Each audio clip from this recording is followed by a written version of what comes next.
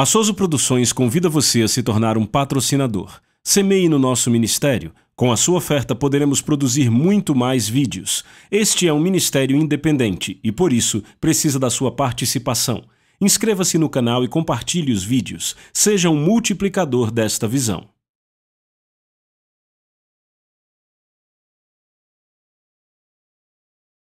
Os versículos usados nos vídeos que traduzimos nem sempre correspondem a versões em português. Muitas vezes precisamos traduzir do original em inglês para fazerem sentido no contexto do vídeo.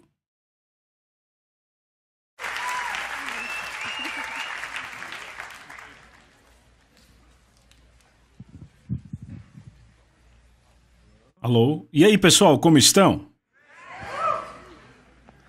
Espero que tenham tido um bom feriado. Nós recebemos nossos filhos em nossa casa e eu estou feliz em dizer que eles saíram sem levar os móveis. Acho que não gostaram do que tínhamos. Então, tiveram um bom dia de ação de graças. Disseram que fizeram uma pesquisa, eu li no jornal, no USA Today, que uma pessoa média ganha 3 quilos nos feriados. E eu estou feliz em dizer que eu só ganhei 1. Então, eu considero isso uma bênção, certo? É claro que o Natal vem aí. Então, é isso aí para os próximos 5 quilos. Mas ei! Eu acho que é melhor parar com isso. Enfim, vamos continuar. Sabe, agora nós temos cavalos e as crianças amam os cavalos. Eu vejo aquilo. Eu tenho um cavalo e ele gosta de mim. Quando eu saio, ele fica... Eu achava que ele estava emocionalmente ligado a mim, mas depois descobri que era só comida. Parecem adolescentes, mas então... Vamos orar, é melhor orarmos. Pegue a mão de alguém. Essa coisa de pegar a mão do outro é boa para os solteiros. Senhor, nós oramos hoje, Senhor. Faça algo bom com essa palavra, Senhor. Para essas pessoas saberem que eu estou certo. Ajude este pregador. Senhor, nós oramos para que a sua palavra penetre os nossos corações em nome de Jesus. Amém. Estamos ensinando na escola de ministério, no 2º ano da escola, e eu estou trabalhando com uma série com os alunos sobre liderança no livro de Neemias, e eu pessoalmente tenho sido mexido pelo livro de Neemias e como Deus está usando na minha própria vida e me encorajando. Quantos aqui conhecem Neemias muito bem ou pelo menos sabem a história? Deixa eu contextualizar um pouco para vocês.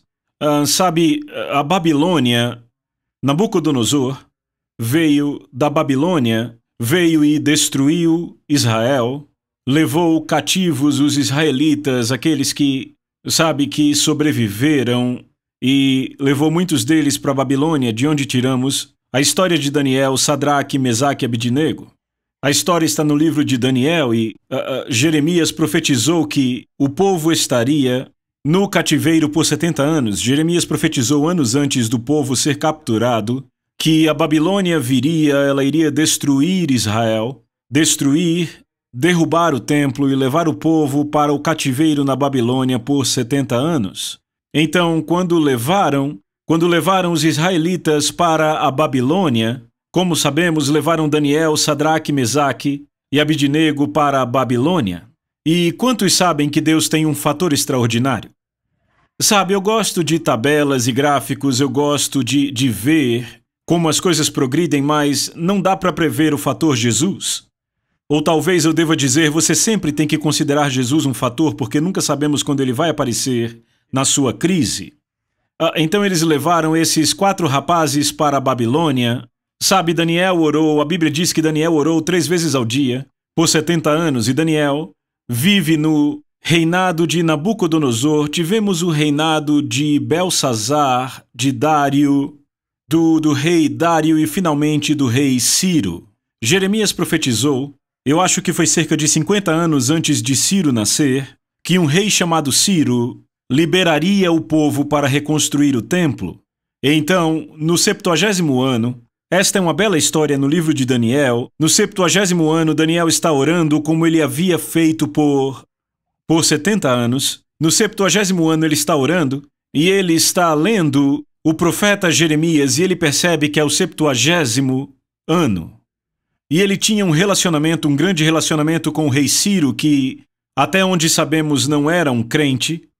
E, de toda forma, por esse relacionamento com Ciro e através dessa palavra profética de Jeremias e também de Isaías, Isaías profetizou em Isaías 45 que Ciro liberaria seus tesouros para reconstruir o templo. Então Ciro deixa o povo ir, e não só ele libera os prisioneiros que estavam cativos na Babilônia. De fato, Pérsia naquele momento, o reino persa, de fato havia vindo e tomado o reino babilônico. Ele não só liberou os israelitas para reconstruírem o templo, mas ele pagou com seu próprio tesouro. Ciro pagou pela reconstrução mais cara, para fazer a construção mais cara da história do mundo. Então ele envia o povo de volta para Israel para reconstruírem. Chegamos no livro de Esdras, e Esdras é a história da reconstrução do templo. E então eles terminam todo o templo está todo terminado, é um grande projeto que levou vários anos. O custo estimado hoje seria $1 bilhão. $1 bilhão em um prédio de 500 metros quadrados. Esse prédio custou $1 bilhão, imagine. E no final disso, sabe, temos a história de Neemias. E a história de Neemias é a história da reconstrução dos muros ao redor de Jerusalém, porque os muros representavam força. De fato, Isaías 60, verso 18 diz: aos teus muros chamarás salvação e às tuas portas louvor. E essa manhã eu quero falar sobre reconstruir os muros da nossa vida. E sabe, é uma bela imagem a história de Daniel, a história de Esdras, a história de Neemias, a história de Esdras reconstruindo o templo. Quantos sabem que assim que recebemos Jesus Cristo, ele vem à nossa vida e constrói o templo dele em nossa vida? E de repente temos um relacionamento com Deus. E embora no livro de Neemias as muralhas ainda estejam derrubadas, nossos portões ainda não estejam estabelecidos em nossas vidas, Deus, a primeira coisa que ele faz, ele cria um lugar para comunhão com ele e continua trabalhando para ajeitar a nossa vida. O livro de Neemias é uma bela imagem de como Deus restaura nossas vidas e de como Deus restaura cidades e nações. O nome Neemias significa confortador, e o principal inimigo no livro de Neemias é um cara chamado Tobias. Tobias quer dizer que não presta para nada. Você sabe quem ele representa no livro de Neemias? Então pegamos a história. Neemias ele é o copeiro do rei. Ele seria como vice-presidente para o presidente. Ele não só levava comida ao rei, mas era o mais confiável conselheiro do rei. Ele está em outro país, não há e-mail, não há celulares, não havia nenhum tipo de comunicação assim. Então as notícias viajavam muito devagar.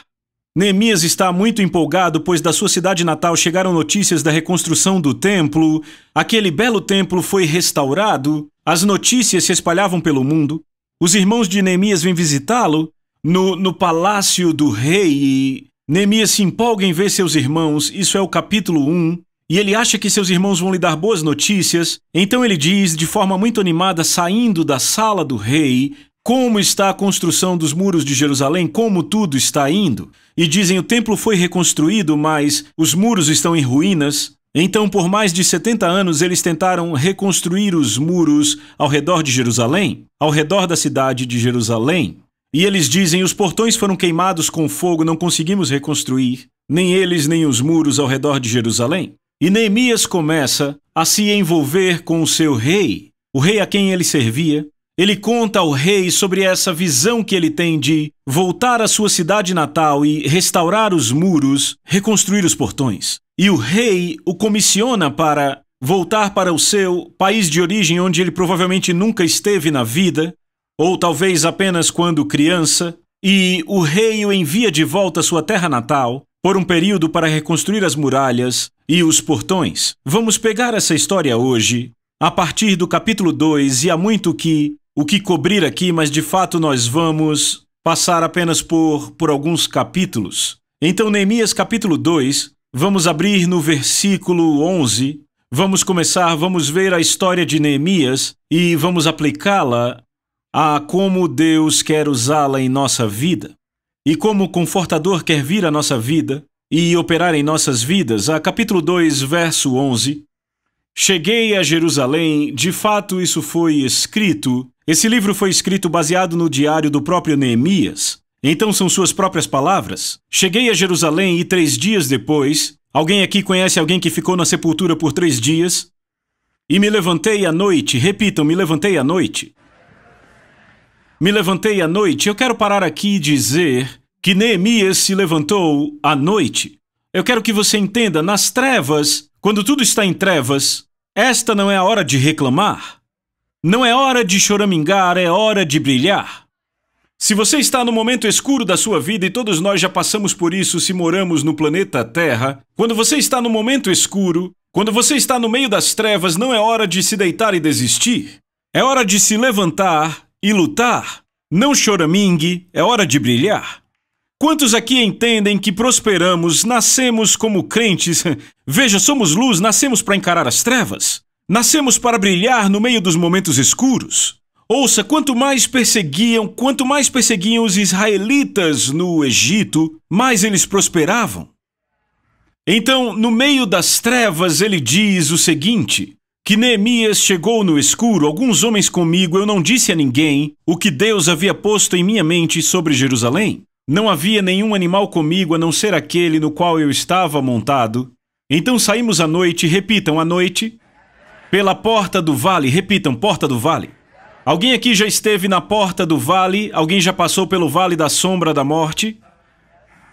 Passei pela porta do vale na direção da fonte do dragão. Alguém aqui já bebeu da fonte do dragão? E ele foi para a porta do esterco. Alguém aqui já passou por esse lugar e ficou pendurado lá um tempo? E ele estava inspecionando os muros de Jerusalém que haviam sido derrubados e os portões que haviam sido queimados. Então passei pela porta da fonte. Quantos conhecem a porta da fonte? Quantos querem?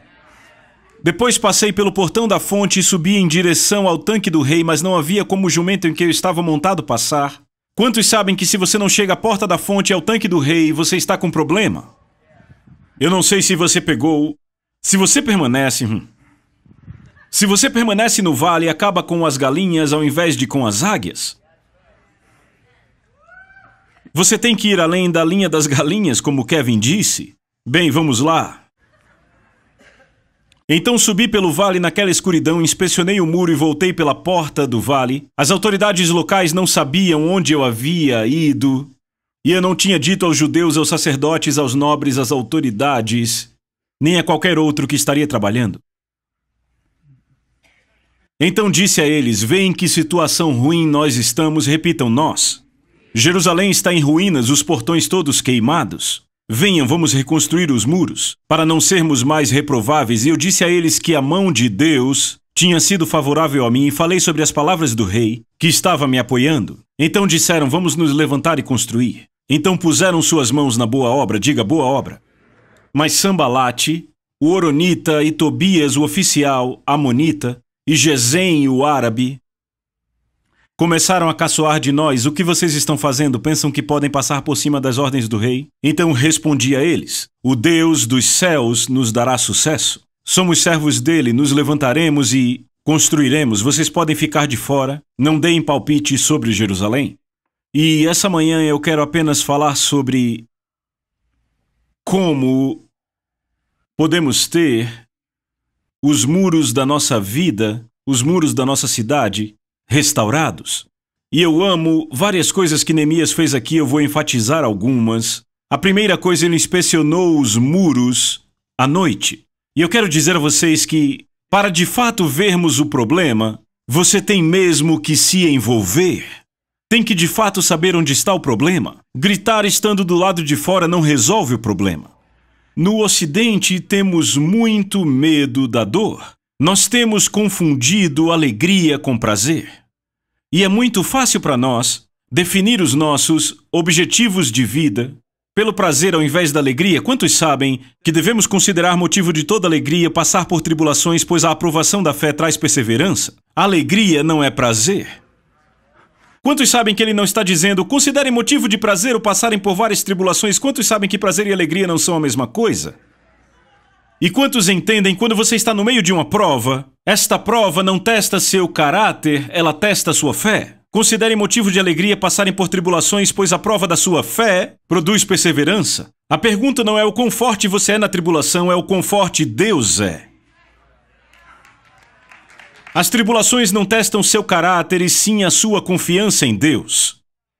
Então, Jesus disse, bem-aventurados os que choram, pois serão consolados. E então ele disse que devemos chorar com os que choram e nos alegrarmos com os que se alegram. Quantos aqui entendem que até que choremos com pessoas que choram, que até que choremos com cidades que choram, que até que choremos com países que choram, não podemos nos alegrar com eles? Sabe, nós não podemos ter medo da dor. Sabe, é como se é muito difícil. Você entende que até que você chore não pode ser confortado?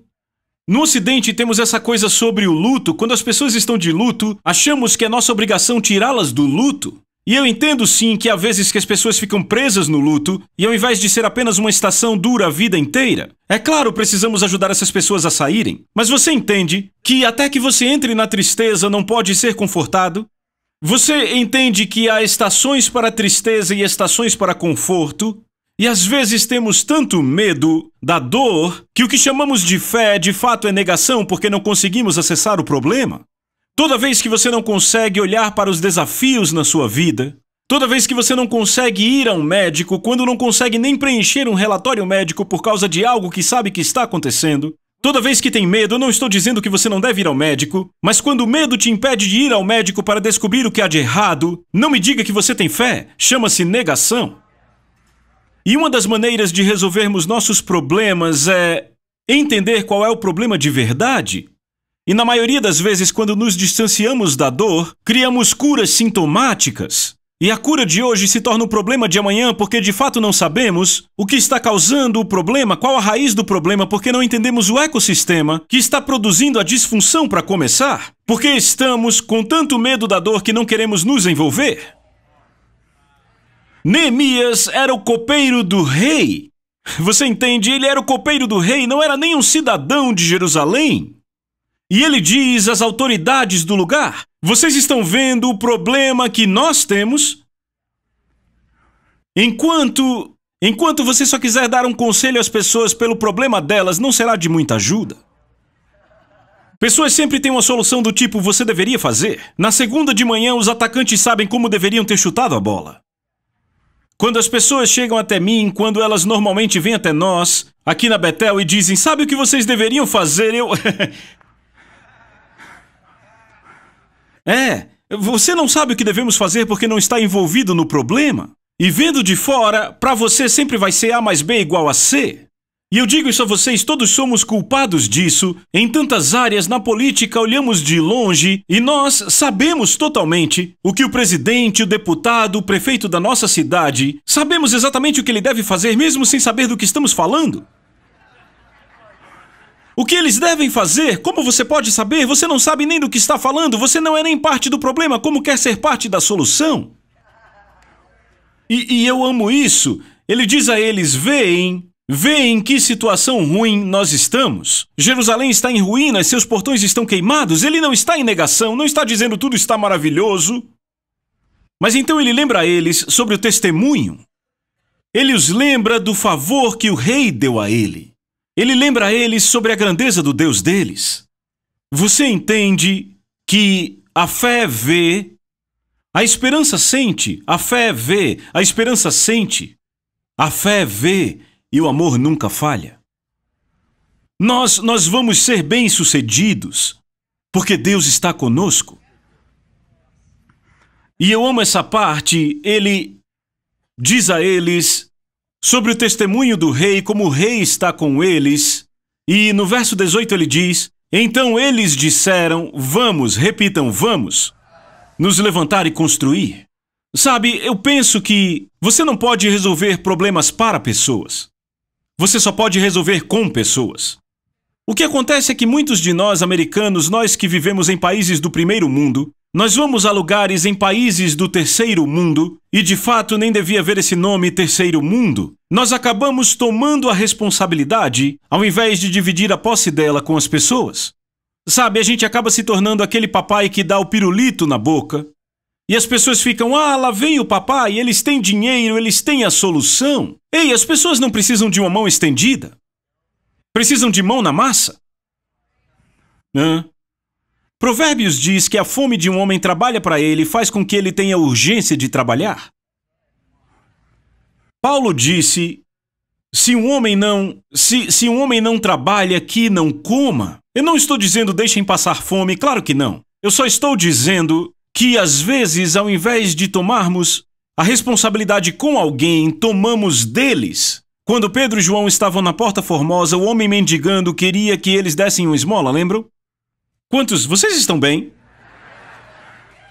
Desculpem. Ele estava pedindo uma esmola ali na Porta Formosa, era coxo. E Pedro diz, prata e ouro não tenho, somos pastores. Mas o que eu tenho, eu te dou. E o homem tinha mão estendida, queria uma mão estendida, literalmente. Ele tinha mão estendida, querendo que pusessem algumas moedas em sua mão. E diz que Pedro tomou pela mão, aquela mão que estava estendida, ele a toma e diz que ele o levantou. Ao invés de lhe estender a mão, ele o pegou. E o que eu estou tentando dizer é que se você quer sair desse ecossistema, talvez você tenha algo acontecendo em sua vida. Eric pregou no primeiro culto e ele falou hoje, dizendo algo da parte de Deus para nós, que havia pessoas que estavam presas em ecossistemas, no qual podiam prever o futuro sem o dom da profecia, porque estavam nesse ciclo há muito tempo. Eu realmente acho isso certo. Eu realmente acredito que, de fato, se formos honestos, todos nós ficamos presos em ciclos às vezes. Como você sai do ciclo? Como se sai do ciclo? A primeira coisa é entender o que está causando o ciclo. Isso não vai funcionar, eu fecho bem meus olhos, não vai funcionar. Mas o que de fato está errado? E alguns de nós têm tanto medo do que vão ver quando abrirem aquele armário de gerações de disfunção. Temos tanto medo da disfunção, de fato, para ser honesto, temos medo que a disfunção seja maior que Deus. Temos medo de abrir aquela porta e descobrir que há algo maior do que Deus que não vamos conseguir resolver. E eu te digo que provavelmente é maior que você, se for um ciclo que existe há muito tempo, mas não é maior do que o Deus que está dentro de você, a quem você serve.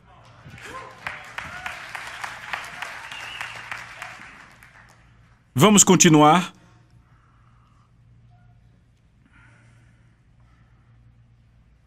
Então Neemias desperta o sentimento de posse neles. Vamos para o capítulo 4. Eu sei, já estamos na metade do filme agora, desculpem. Você tem que ler o capítulo inteiro, ou melhor, o livro inteiro, para entender onde estamos indo. Mas no capítulo 4, Neemias e o time agora começam a reconstruir os muros de Jerusalém. E eu amo isso a propósito. Sabia que Neemias, ele não era um empreiteiro, ele não era engenheiro, não era carpinteiro. Eis onde eu quero chegar. Ele era provavelmente o último cara que você acharia que ia mexer com isso. E eu vou dar só uma dica. O que para os outros levou 70 anos, tentando reconstruir os muros por 70 anos, ele reconstruiu em 52 dias. Porque, ouçam, deixa eu dizer por quê. Ele não conhecia nada sobre construir muros, mas sabia muito sobre encorajar pessoas. E eu creio que o dom mais necessário no corpo de Cristo hoje não é o dom de profecia, não é o dom de curar. Tudo isso é muito importante, então entenda, eu creio nessas coisas. Mas o dom mais necessário no corpo de Cristo hoje é o dom do encorajamento. Tipo, eu vou ter com você e quando você vai embora está cheio de coragem. Eu pego a minha coragem e eu dou a você. Sabe, as pessoas estão por aí, o céu está caindo, o céu está caindo. E em vez de alguém chegar, não, ouça. O meu Deus é o Deus dos altos céus, o céu não está caindo. De fato, eu faço parte do reino inabalável. Vem aqui e... Então vamos lá, capítulo 4, verso 1. Aconteceu que quando Sambalate ouviu que estávamos reconstruindo o muro, ficou furioso e muito irado. Eu gosto disso 2 vezes. A Bíblia quer que você saiba que ele ficou muito louco de raiva. E começou a difamar os judeus. Peraí, sabe, alguns de vocês, antes de servirem a Deus, eram, que paz. Sabe, eu recebi Jesus porque todo mundo dizia que eu teria alegria e eu tô infeliz. Ei, não, ouça. A alegria vem de Jesus, a felicidade vem dos acontecimentos. Alegria e prazer não são a mesma coisa. E às vezes o que acontece é que você é crente há muito tempo e começa a dizer, sabe, eu sou crente há 10 anos, eu amo a Jesus e tudo estava bem. E então de repente, sabe, começamos a fazer isso e agora eu estou infeliz, parece que as portas do inferno se abriram, algo está errado. Mas sabe, não, algo está certo na sua vida agora, finalmente. Finalmente você está tomando uma terra que era sua, mas era habitada por uma presença demoníaca, e quando você entrou lá, começaram a ficar irados e muito enfurecidos. Eu estou dizendo, alguns de vocês aqui vivem em prazeres tão grandes porque não estão fazendo nada. Passeando no palácio do rei, tomando uma soda enquanto tanta gente está sofrendo. E você diz, eu não estou sofrendo, eu não estou lutando porque nossa luta não é contra carne ou sangue, mas há uma luta. E se você não tem uma, é porque não está fazendo nada. Não está fazendo nada perigoso. Você sabia que nenhum país tem a posse da Antártica? Sabia, nenhum país é dono da Antártica? Sabe por quê? Exatamente! Não há nada para possuir, não é um lugar habitável. É engraçado ver pessoas lutando por coisas que ninguém quer. Quando os nossos filhos eram mais novos, sendo eu a personalidade que eu sou, o Bill Johnson me dizia, quando meus filhos entraram na adolescência, ele dizia, escolha suas batalhas. Não lute por uma coisa pela qual ninguém quer viver. Sabe, a minha filha saía do quarto dela com cabelo roxo. E ela, eu lembro dessa vez em particular, tornou-se uma estação, mas a primeira vez foi um choque. Saiu com cabelo roxo e uma meia roxa, uma meia verde e 2 sapatos diferentes. E ela estava indo para a escola. E eu lembro daquelas palavras ecoando na minha mente vindas do Bill. Escolha suas batalhas. E eu pensei, quer saber, ela tem 14 anos, ela com esse cabelo roxo...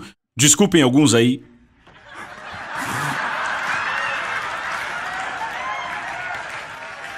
É melhor continuarmos. Quando eu usava o exemplo, os tempos eram outros.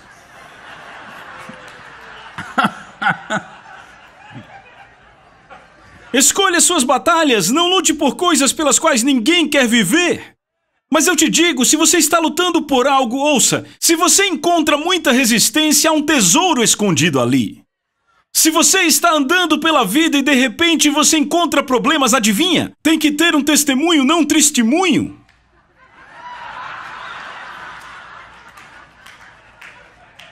Ah, eu quero viver em vitória, você precisa de uma batalha. Ah, eu quero operar milagres, então você precisa de um milagre.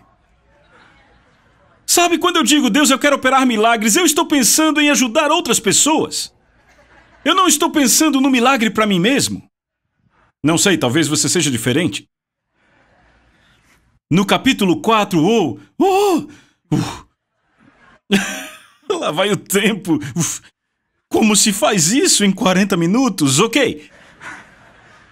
Capítulo 4, ele ficou furioso e muito irado, e ele disse na presença dos seus comparsas, verso 2, e do exército de Samaria, e disse, o que esses pobres judeus estão fazendo? Imaginam que vão restaurar por si sós para oferecerem sacrifícios tudo num só dia? Pensam que podem fazer algo com pedras queimadas que tiraram de um monte de entulho? Ele chama de coitados. E Tobias, o amonita, estava perto e disse, o que eles estão construindo?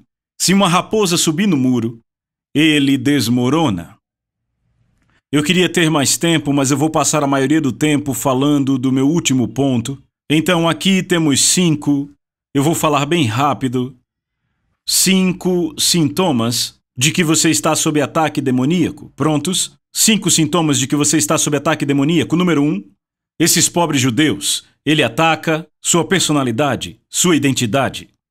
Número 2, eles mesmos vão restaurar? Ele ataca seus motivos. Você está fazendo algo incrível, mas é por si mesmo, é sempre por si mesmo.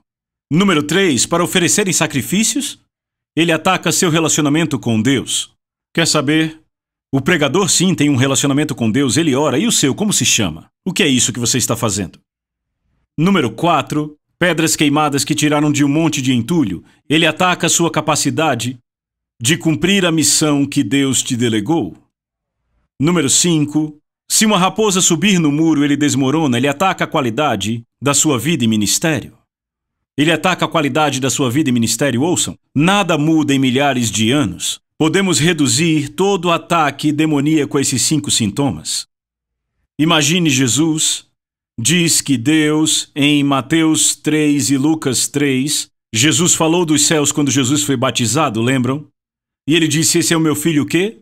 Amado em quem me comprazo, lembrem? Não havia divisão de capítulos quando estes evangelhos foram escritos. A sentença seguinte diz, e Jesus foi levado ao deserto pelo Espírito com letra maiúscula, Espírito Santo, para ser tentado pelo diabo. Qual foi a primeira tentação do diabo? Se tu és o Filho de Deus. Lembra que Deus disse, este é o meu filho amado, e o diabo disse, se você é. Quando você sabe quem você é e a quem você pertence, você sempre vence a batalha. E a propósito, quando entra numa tribulação, você diz, Deus, eu não sei se foi Deus que me trouxe aqui ou o diabo. Isso já aconteceu com você? Passamos por um momento escuro desses há 4 anos e meio, 5 anos atrás, e foi um tempo terrível, eu não tenho tempo para falar sobre isso agora. Mas eu lembro que nos primeiros 6 meses eu absolutamente não conseguia me levantar para ler o capítulo 4 de Lucas e o capítulo 4 de Mateus, onde diz, e Jesus foi levado ao deserto pelo Espírito, para ser tentado pelo diabo. E aí temos Mateus capítulo 6 na King James, que ele diz no Pai Nosso, ele ora para que não nos leve à tentação. Deus, eu oro para que não me leve à tentação. De onde ele tirou essa oração? Provavelmente do deserto. Então, eu fiquei lá por 3 ou 4 meses pensando, isso é Deus ou é o diabo? Sabe, isso é Deus ou o diabo? E um dia eu ouvi Deus dizer sim.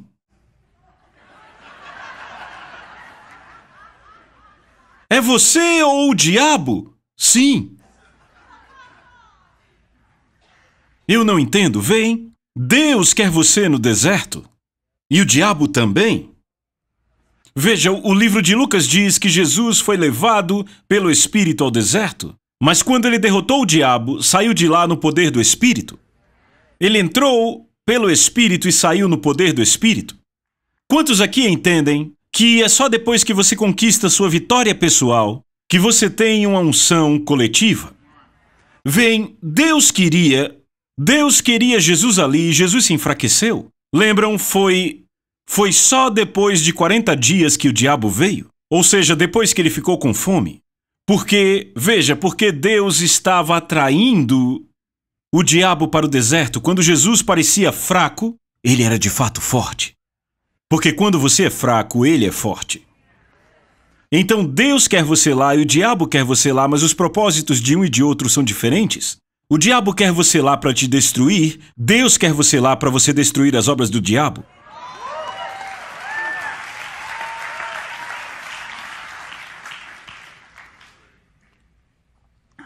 De fato, essa é uma boa palavra. Neemias capítulo 4, verso 12. Os judeus que viviam perto vieram nos dizer 10 vezes, eles virão de todas as direções e nos atacarão, por isso coloquei guardas armados nas partes mais baixas do muro, repitam, partes mais baixas. E nos lugares mais expostos, repitam, lugares mais expostos. E organizei o povo por famílias com espadas, lanças e arcos. E quando vi o medo deles, me levantei e falei aos nobres, às autoridades e ao resto do povo e disse, não tenham medo deles. Lembrem do Senhor que é grande e temível, e lutem por seus irmãos, seus filhos, suas filhas, suas esposas e seus lares.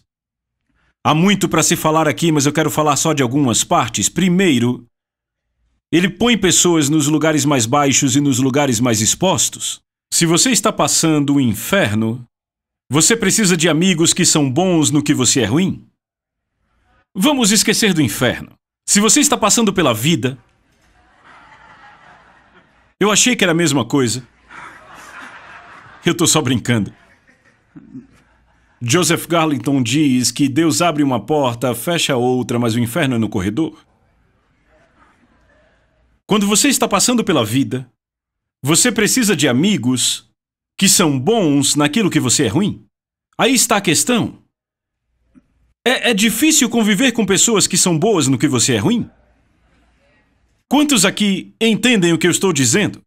E para o resto de vocês, você é ruim em reconhecer no que você é ruim?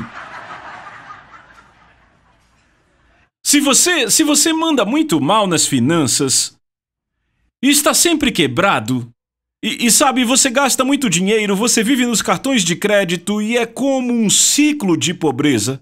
É muito difícil andar com pessoas que se dão bem com o dinheiro e que sempre têm um extra. Eles vêm, você já viu o novo CRV? E você diz, o que é isso? É um liquidificador? Você não sabe o que é? Você nunca nem teve dinheiro sobrando para colocar em algum lugar? Nós temos um pouco embaixo do colchão? 2 notas de 20? Para um dia chuvoso? Sabe, quantos aqui entendem que na pobreza você está procurando uma fonte, mas na riqueza você procura um recurso? Na pobreza você procura algo que te dê algo, mas quantos entendem que as pessoas que são ricas, o dinheiro delas trabalha para elas? O dinheiro é como um soldado que trabalha para elas. E nós não precisamos sempre dar algo a alguém, precisamos ensinar as pessoas o que é um recurso. As pessoas ouçam. Aquilo em que você não é bom, eu uso dinheiro porque é mais fácil de ilustrar. Qualquer coisa na qual você não seja bom, é com esse tipo de pessoa que você precisa ter amizade. Descubra no que você não é bom e ponha pessoas para ficarem nas suas áreas expostas, nas partes baixas do seu muro. Mas como eu sei o que é, você sabe muito bem o que é. É a coisa contra a qual você luta todo dia. Ei, sabe, você está lutando contra a imoralidade sexual, pornografia, o que quer que seja. Aí, tipo, encontre alguém que você conhece, que tem, sabe, se você luta contra a pornografia, é muito mais fácil andar com pessoas que dizem, todos têm problemas. Grande ajuda. Essa misericórdia não santificada só te mantém no seu ecossistema disfuncional. E é engraçado como espiritualizamos disfunções. Mas quando você se torna amigo de alguém que é totalmente puro nessa área, que não tem problema com isso, isso cria culpa. E é bom para nós. Essa também é uma boa palavra? Ok.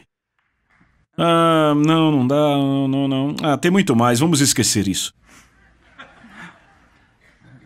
Eu acho que eu devo dizer isso. Eu amo a forma como Neemias tornou uma missão coletiva pessoal.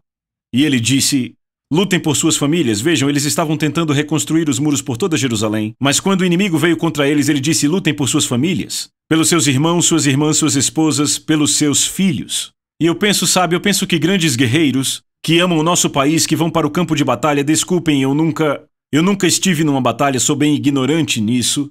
Mas eu penso que quando você está no campo de treinamento, você está lutando pelo país, mas nas trincheiras está lutando por sua família.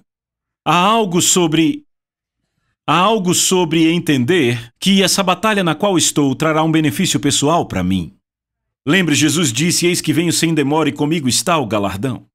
Então eu acho que é importante você perceber, quando estiver no meio da batalha, o que eu estou ganhando. Davi disse antes de lutar contra Golias, disseram a ele, ouça, quem vencer Golias não pagará mais impostos pelo resto da vida e vai casar com a filha do rei.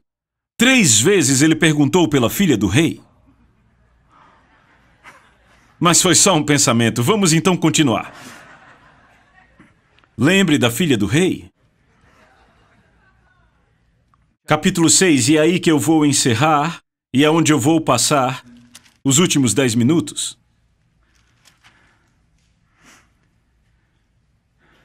Verso 1.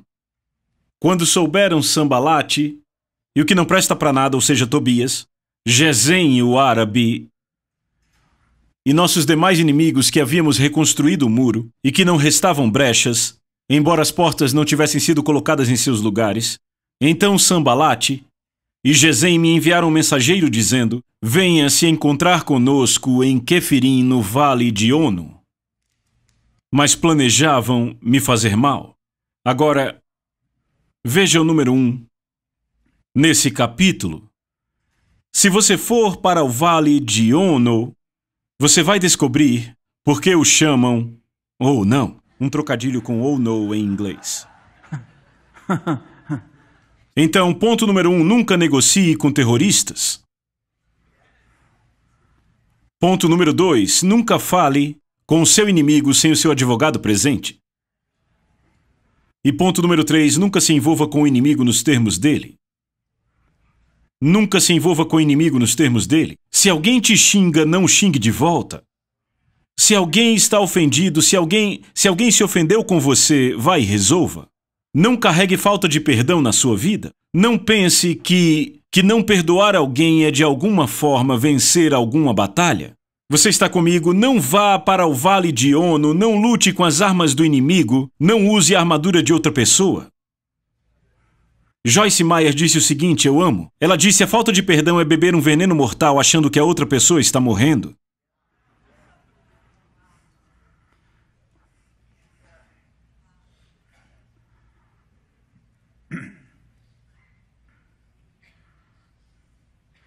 Então enviei um mensageiro a ele dizendo, eu estou fazendo uma grande obra. Repitam, fazendo uma grande obra. E eu não posso descer. Repitam, não posso descer. Digam, eu não posso descer.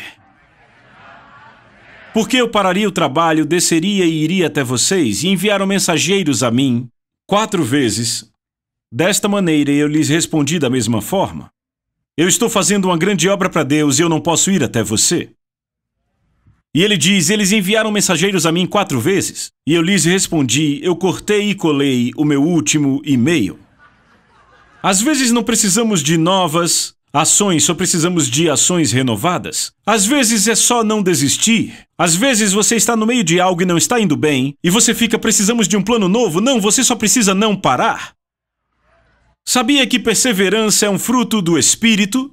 Um fruto do Espírito Santo, ou seja, os demônios não têm perseverança. Lembram da história em Lucas 18 sobre o juiz iníquo e a viúva? Como a viúva venceu? Ela tinha uma grande estratégia, um grande plano. Não, ela só tinha um plano, que era deixar o juiz iníquo doido. E o juiz iníquo finalmente diz a ela, não que eu respeite homens, e nem porque gosto de você, nem porque sou um cara legal, mas você está me enchendo. E eu estou convencido que muitas pessoas estão acostumadas só com o que é fácil. Sabe, perdemos o sentido de que a perseverança de fato é parte do reino. A gente ensina a graça desse jeito meio estranho. Ah, eu fui salvo pela graça. Sério? Eu fui salvo pela graça. Mas depois que você foi salvo pela graça, daí em diante é você trabalhando? Ok, você quer ver isso na Bíblia? Parece que vocês querem. Vejam esse aqui. Efésios capítulo 2, verso 8. Esse nós amamos destacar. Pois pela graça sois salvos mediante a fé. Isso não vem de vós, é dom de Deus, não como resultado de obras, para que ninguém se glorie. Veja o próximo. Pois somos feitura dele, criados em Cristo Jesus para o quê? Boas obras. Pegaram isso? Veja, você não entrou pelas obras, mas uma vez dentro, comece a realizá-las. Você foi criado para boas obras. Toda vez que pregamos, toda vez que se prega a graça de uma forma que se tira a responsabilidade pessoal, está se pregando outro evangelho. Você foi criado para boas obras, seu tataravô sabia disso. De alguma forma, nossa sociedade perdeu o sentido de que a perseverança e o trabalho duro são o que geram a vitória. Sabe, é tudo sobre Deus, às vezes é, mas na maioria das vezes é sobre você e Deus. Chama-se cooperadores, não co-dormidores, não co-descansadores. Não sei se você entendeu. Somos cooperadores com Cristo, trabalhamos junto com Ele, não só descansamos. Ah, Jesus descansou. Sim, você viu a agenda dele? As pessoas dizem, ah, Jesus sabe, ele dava uma viajada, ele... veja a agenda dele, você não conseguiria segui-la, ela matou ele. Colossenses, temos que terminar. Colossenses capítulo 1, verso 29, veja. Por esse propósito também eu trabalho, repitam, trabalho. Esforçando-me, diga, esforçando-me. Segundo a sua força que opera poderosamente em mim, eu me confundi aqui. Por esse propósito eu também trabalho, esforçando-me em sua força que opera poderosamente em mim. Deixa eu te dar as 3 palavras gregas-chave aqui. A palavra trabalhar significa fadigar-se em uma tarefa. Chamamos por um nome bem simples: trabalho. Esforçar-se significa agonizar por ou lutar por algo. E no grego a expressão "ele opera poderosamente", a palavra opera aí de operar poderosamente é esta palavra grega. Aí é a palavra energé ou algo assim, que significa ter energia. Eu mal entendo inglês, isso é grego. Aqui está o ponto, ouça, ele diz, por este propósito também eu trabalho, eu me afadigo na tarefa, esforçando-me, eu agonizo por causa do que Deus me deu energia para fazer. Essa é a sua missão se você quiser recebê-la. Eu fui salvo pela graça. Sim, foi salvo pela graça, mas o terreno é tomado com trabalho duro. Ah, mas isso não é o evangelho. Não, você não trabalha para a salvação, trabalha a partir da salvação. Você não trabalha para o amor, trabalha a partir do amor. Mas você trabalha. Você foi criado para trabalhar. Ah, não gosto de me esforçar. Ele diz que você deve. Ah, mas aquela palavra grega significa agonizar por algo, é uma boa palavra para esforço. Aquela palavra trabalho significa se afadigar por causa de uma tarefa. Eu estou dizendo, as pessoas estão por aí, o céu está caindo, o céu está caindo. Ah, essa é a pior que já aconteceu na história, as coisas estão tão ruins, é mesmo? É mesmo? Você não conhece a história? Você tem que ir para Gettysburg. Tem que perceber que 600 mil pessoas morreram para libertar o povo negro na proclamação da emancipação e foi 100 anos antes de eles receberem qualquer benefício. 100 anos, 600 mil pessoas para libertar o povo negro. Mulheres não podiam votar até a década de 20 aqui e sabe, foi depois de 78 anos de trabalho, de esforço, de luta. Não foi tipo, queremos votar. Eu não sei se você entende o que eu digo. Eu estou dizendo, o país está passando por coisas... Ah, essa crise, a coisa está ficando pior. Nunca houve pior na história. Você não conhece história. Você tem 2 carros na média. 3 televisões. Você vive numa casa com ar-condicionado. Ora, me dê um tempo.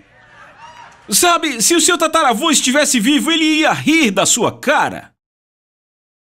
Eu não sei como pagar essa dívida, eu não sei, talvez você tenha que viver só com uma TV e um carro. Eu não sei como nós vamos viver assim. Eu estou dizendo que as coisas não estão ruins, não, estou dizendo que já foi tudo muito pior. Fale com as pessoas da peste negra que matou 34 milhões. Sabe, quando você começa a falar assim, as pessoas que conhecem a história acham você ridículo. Você vive num luxo que os reis não conheciam há 100 anos atrás. Ah, tudo está terrível. O presidente, o governador, o deputado, o vereador, o senador, ele... O quê? Conta pra Daniel. Conta pra Paulo e Silas que viveram no tempo de Nero. Vamos! Pessoal, vocês não são tão frágeis. Não são tão frágeis e quando tudo está escuro é hora de se levantar, não é hora... De reclamar, não é hora de chorar, é hora de brilhar. Para de reclamar. Eu não sei o que eles vão fazer, eles são você. Eles são você, sinto muito, esse problema é seu. É, mas eu não causei, mas é parte dele, você faz parte do país, faz parte do globo e o globo todo está com problema. Ah, irmão, você não sabe nada de moralidade. Sim, eu sei, eu criei uma organização chamada Revolução Moral para eu não ficar só chorando e fazer algo pelo que eu estou vendo. Mas se você quiser ficar do lado de fora, essas pessoas mais, o que estão fazendo, veja tanto aborto, tanta fornicação, entre no meio disso e descubra o que está errado e pare de ficar jogando pedra nas pessoas quando você não sabe que diabo está acontecendo.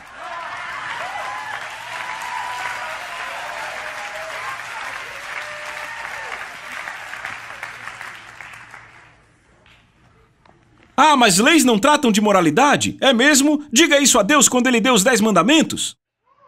Todo mundo crê que a moralidade deve ser regida por leis. Se não se legislasse moralidade, as pessoas te matariam na sua casa. Ah, mas isso é errado, é uma legislação. Já ouviu sobre o Velho Oeste? Você não pode legislar uma mentalidade, mas cria leis sobre ações. E eu vou terminar com isso. Vamos vencer.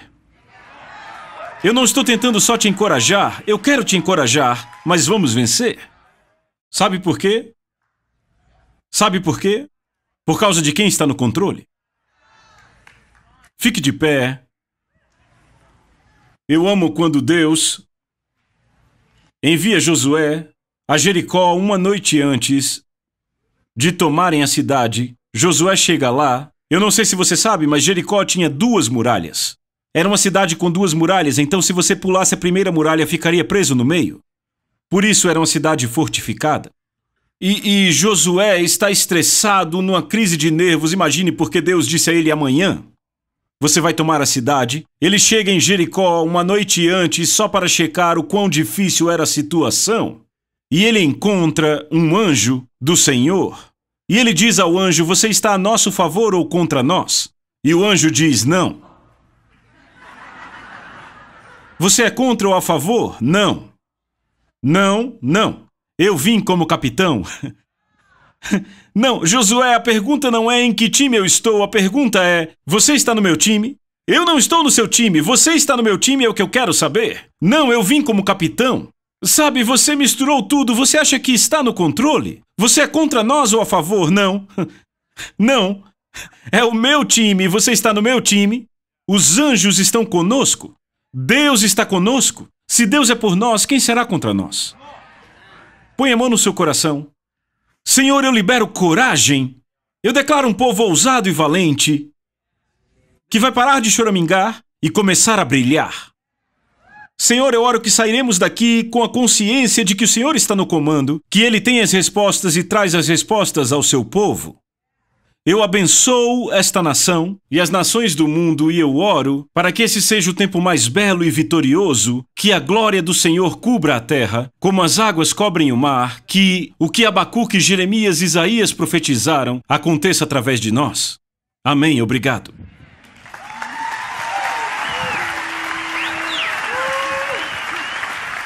A Soso Produções convida você a se tornar um patrocinador. Semeie no nosso ministério. Com a sua oferta poderemos produzir muito mais vídeos. Este é um ministério independente e, por isso, precisa da sua participação. Inscreva-se no canal e compartilhe os vídeos. Seja um multiplicador desta visão.